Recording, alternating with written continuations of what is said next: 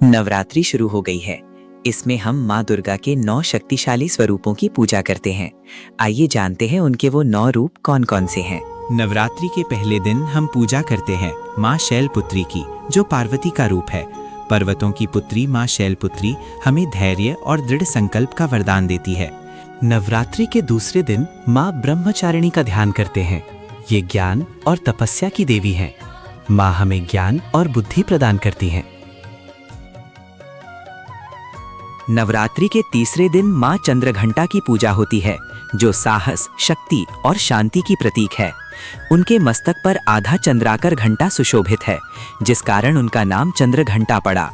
माँ हमें निडरता का वरदान देती है।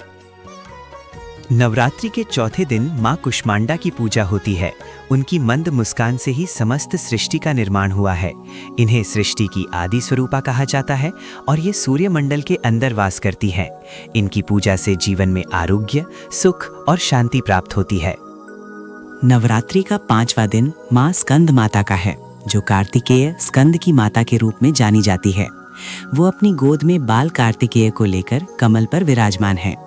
ये माँ का ममता भरा रूप है, जो हमें संतान सुख और पारिवारिक सुख शांति प्रदान करती है। माँ कात्यायनी नवदुर्गा का छठा रूप है, जिन्हें कात्य ऋषि की पुत्री होने के कारण कात्यायनी कहा जाता है। वे एक योद्धा स्वरूपा हैं, जिन्होंने महिषासुर का वध किया था। माँ कात्यायनी हमें शक्ति और विजय का वरदान देती हैं, ताकि हम बुराई पर विजय प्राप्त कर सके।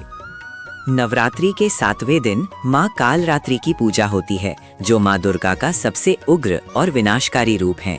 वे असुरों का संहार करती हैं और भक्तों को निर्भयता और सुरक्षा का आशीर्वाद देती हैं। नवरात्रि के 8वें दिन माँ महागौरी की पूजा की जाती है, जो कि पवित्रता और शांति की देवी है। वे शांति, करुणा और क्षमा की प्रतीक है। माँ महागौरी बैल पर सवार होती हैं और अपने चारों हाथों में त्रिशूल और डमरू धारण करती हैं।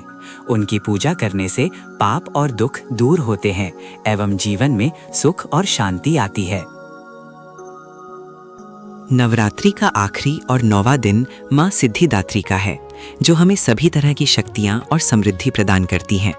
जो अर्धनारीश्वर रूप में भगवान शिव को शक्तियाँ प्रदान करने वाली मानी जाती हैं। माँ सिद्धिदात्री कमल के फूल पर विराजमान है। उनके 4 हाथों में शंख, गदा, चक्र और कमल का फूल है। ये माँ दुर्गा का सबसे शक्तिशाली रूप माना जाता है। वीडियो को लाइक और शेयर करें। हमारे चैनल भक्त बने को सब्सक्राइब करें और बेल आइकन को दबाना ना भूलें।